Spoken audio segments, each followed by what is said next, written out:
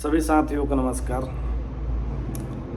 और मैं 2 दिन से इंतज़ार कर रहा था, जो पत्र निर्गत हुआ था उस पर हमारे बिहार के जो सभी यूट्यूबर हैं क्या क्या अपनी राय रखते हैं और क्या क्या अपनी बातें रखते हैं। सबका सुन रहा था 2 दिनों से क्या हो रहा है, फिर आप लोग का भी कमेंट पढ़ ही रहा था। सब लोगों ने अपना अपना विचार दिया और सुने भी सबकी बात, किसी ने अच्छा किसी ने बुरा, और सबका अलग अलग तर्क है, लेकिन सबका तर्क अलग है, लेकिन मांग सिर्फ ट्रांसफ़र है। और मैं आप लोगों से कहना चाहूँगा वीडियो पूरा देखिएगा, तब जाके मेरी बातों को समझ में आएगा। आधा सुनते हैं, पूरी बात समझ नहीं पाते हैं, फिर कहते हैं कि जानकारी नहीं है या फिर कुछ भी। तो पूरा वीडियो देखिए। सबसे पहले ट्रांसफ़र पर जितनी पत्र जारी हुआ है उसको बताते हैं। ट्विटर में कैंपेन होता है, खबर आती है कि पत्र जारी होने वाला है। तो पत्र जारी होने से हम लोग सोचते हैं कि क्या पता एक समय सीमा जारी कर दी जाएगी कि इतने दिनों में ट्रांसफ़र होता है। लेकिन ये पत्र जो जारी होता है, इसे फिर सारे शिक्षकों की जो भावनाएं होती हैं उस पर पानी फिर जाता है। कोई तिथि निर्धारित नहीं होती है, ना समय सीमा दिया जाता है, ना ये बताया जाता है कि कब तक फाइनली कर दिया जाएगा। शिक्षक विभाग से बस यही जानना चाहता है कि आखिर बताइए ट्रांसफ़र तो करेंगे, मानते हैं हम ही करेंगे, 1 महीने में करें, 2 महीने में करें, 10 दिन में करें, 5 दिन में, लेकिन कब तक करेंगे ये शिक्षक जानना चाहते हैं। शिक्षकों का प्रॉब्लम ये नहीं है कि आप करिएगा कि नहीं करिएगा, शिक्षकों का मेन प्रॉब्लम कब तक करिएगा। कब तक में बहुत अंतर होता है, क्योंकि एक एक दिन जो शिक्षक गुजार रहे हैं वो एसी के कमरे में बैठकर निर्धारित और सोचा नहीं जा सकता। घर से दूर 2-3 महीना से वेतन भी नहीं मिला है, किराएदार सबके माथे पर चढ़ा हुआ है, राशन खरीदने के बहुत लोगों के पास पैसे नहीं हैं, जैसे तैसे कर्जा मांग के चलाया जा रहा है। ये वो शिक्षकों की परेशानी है जो ट्रांसफ़र चाहते हैं, जो अपने घर पे उनको ये वेतन मिले नहीं मिले वो अपना गुजारा कर लेंगे, लेकिन जिनका दूर है, जिनका एक ही जॉब सहारा है पूरे परिवार का संचालन के लिए, वो अपने घर पे रह कर चाहते हैं घर के नज़दीक कि अच्छे से शैक्षणिक माहौल विद्यालय में भी दे सकें और अपनी स्थिति भी सुधार ही सकते हैं।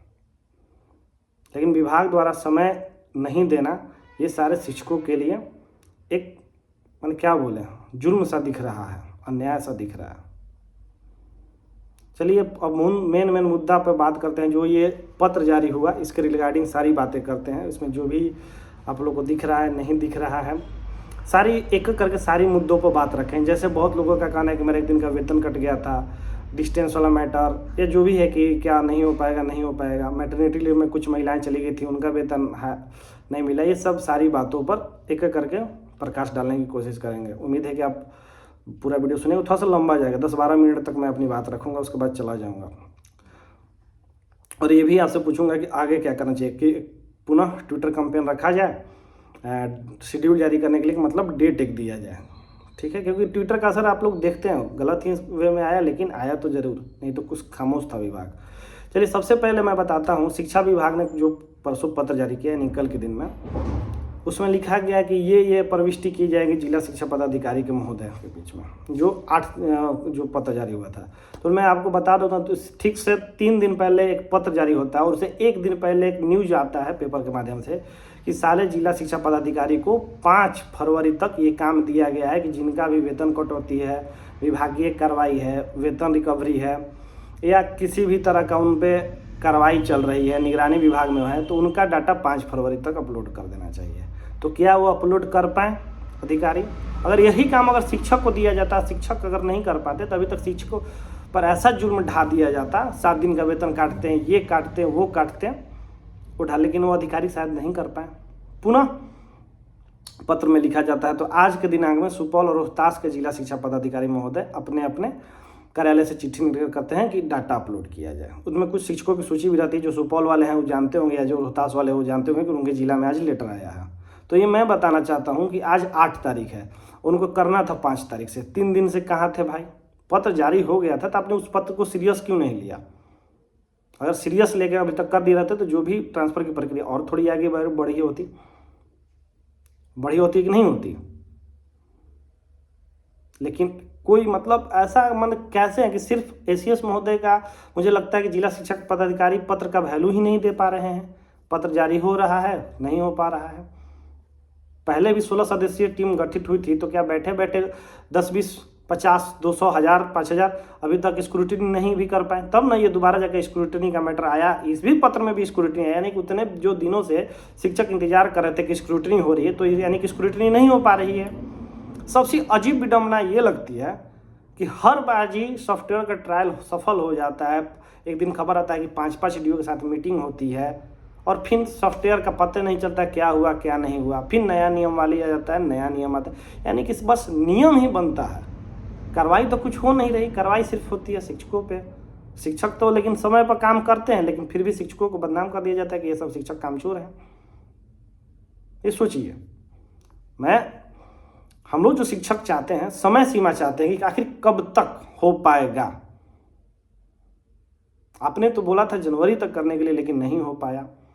उसके बाद एक इसमें और मैं खामी देख रहा हूँ। एक बार एसीएस महोदय ने न्यूज़ 18 पर एक इंटरव्यू दिया था, जिसमें कहा था कि अगर आपका वो 10 पंचायत में नहीं हो पाया तो उसके बगल के पंचायत, उसके बगल के पंचायत, उसके बगल के पंचायत देंगे। लेकिन ये कल के पत्र में क्या लिखा जा रहा है, परसों के पत्र में जो भी, कि अगर वो 10 पंचायतों में आपको नहीं मिलेगा तो आपका हस्तांतरण किया ही नहीं जाएगा। ये तो सिर्फ और सिर्फ धोखाबाजी हो गया। अगर ऐसी बातें थे कि जो पंचायत में ऑप्शन फिल किया है लोग वहीं करिए, उसके अलावा नहीं करिएगा, तो पहले तैयार कर लेते हैं आप लिस्ट कि किस पंचायत में कितना सीट है, उसको देख कर शिक्षक भरते हैं वहाँ पे फॉर्म। अब तो अंधेरा में तीर चला दिए शिक्षक, अब वो क्या जानेंगे। बहुत लोगों को जानकारी नहीं होती है किस पंचायत में सीट खाली है क्या नहीं है, क्योंकि जब आप ही को जानकारी नहीं है तो शिक्षक को कहाँ से जानकारी होगी। ये तो एकदम घटना घट गई।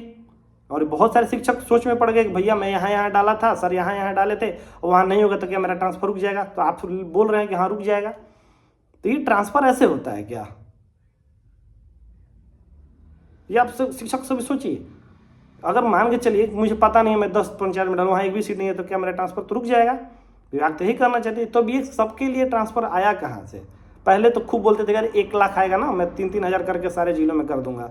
कहाँ गया वो वादा? जब कैपेसिटी नहीं है तो बोलने की नहीं है। शिक्षक परेशान है,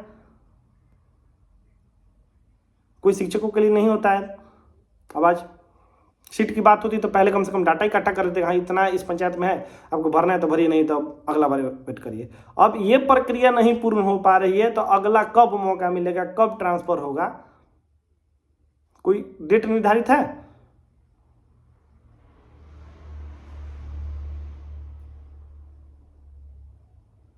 समझ में नहीं आता है आखिर ये क्या मिलता है शिक्षकों को परेशान करके। वास्तव में हाथ जोड़ रहे हैं, सभी शिक्षक परेशान हैं महोदय। अगर आपके तक ये वीडियो पहुंचेगी, एक बार दिल बड़ा कीजिए और सारे के जितने 1,90,000 ही है ना, पिछला बार तो 2,60,000 था, उससे तो कम है 70,000। एक बार कर दीजिए सभी का, कोई इसमें बाध्यता मत लाइए, सबका करिए, जितने पुरुष या महिला है। अब पुरुषों में तो डर समा गया है ना कि फेज 1, फेज 2, फेज 3 होते होते तक तो सीट ही नहीं बचेगा, तो हमारा क्या हो पाएगा। बस एक बार आइए सामने और कह दीजिए कि हाँ सभी शिक्षकों का करेंगे। लेकिन ये जो आपने इस पत्र में लिख दिया ना कि सीटें नहीं रहेंगी, नो वैकेंसी रहेगी, तो वहाँ हस्तांतरण नहीं होगा, दूसरा बार मौका मिलेगा, तो इससे बहुत लोग हताश हैं। समझ नहीं आ सकता है कि वो क्या सोचते हैं क्या नहीं कर सकते हैं। उसके बाद एक मामला आप लोग ये भी देख सकते हैं, अनुपस्थिति का मामला, कि जो गैर अनुपस्थिति है बिना सूचना के, उनका हस्तांतरण रोक दिया जाएगा। तो माननीय महोदय जी, इससे पहले पाठक जी का जो कार्यकाल था उसमें शिक्षक 5 मिनट में लेट आते थे ना, कभी गलती से बस लेट हो गया, पटरी गिर गया, रेल का फाटक बंद हो गया तो 5 मिनट लेट होता था, उसमें उनको ज़बरदस्ती अनुपस्थित बना दिया जाता था। पाठक जी के रीजन में मालूम है ना कि 27,000 शिक्षकों को वेतन काटा था। तो क्या वो ट्रांसफर से वंचित हो जाएंगे? ये कैसा मानवीय फैसला है कि एक तो खुद ही वेतन काटना है, अपार आईडी के लिए बोलना है कि शिक्षक काम नहीं करेंगे, लेकिन शिक्षकों का वेतन काट देना है, फिर कहेंगे कि अनुपस्थिति का मामला, वेतन कटौती। विभागीय कार्रवाई का लेकर बात किया जाए, विभागीय कार्रवाई आप किस पे किए आपको नहीं मालूम है? और छोड़िए ना, बहुत जगह तो आपने कुछ किया भी नहीं है। अगर अदर स्टेट का देखा जाए तो 82 वाला मामला, 90 से कम वाला, कुछ आपने एक्शन नहीं लिया। वेतन वसूली को लेकर बहुत लोग परेशान है। तो देखिए, वेतन रिकवरी का जो मामला है, आपने कुछ, आपके ऊपर कोई कार्रवाई होगी और विभाग आपके ऊपर ये निकाला हुआ है कि आप इतना बेकम वेतन मतलब पैसा एमडीए में खपत किए हैं या कुछ गैर तरीके से निकासी किए हैं शिक्षक के फंड से, विद्यालय के फंड से, उसका वसूली का बात हो रहा है। ये आप उसमें समझने की कोशिश करिए। वो चीज़ नहीं है कि आपका वेतन अभी तक एरियर नहीं मिला, ये जिक्र उसमें नहीं है कि एरियर का, डीए एरियर, एचआरए एरियर, जो मैटरनिटी लीव होता है उसका एरियर, इस पे लेकर कोई उसमें चर्चा नहीं। वो इसमें वो चर्चा है जिसमें आपके ऊपर कोई विभागीय कार्रवाई हुई। जैसे एक दो न्यूज आता है कि किस प्रिंसिपल ने इतना निकासी कर लिया विद्यालय में से, या गलत उपस्थिति बताई है, बच्चों को आए हैं 50 बना लिए 500, वो सब पैसे की जो रिकवरी हो उस रिकवरी की विभाग बात कर रही है।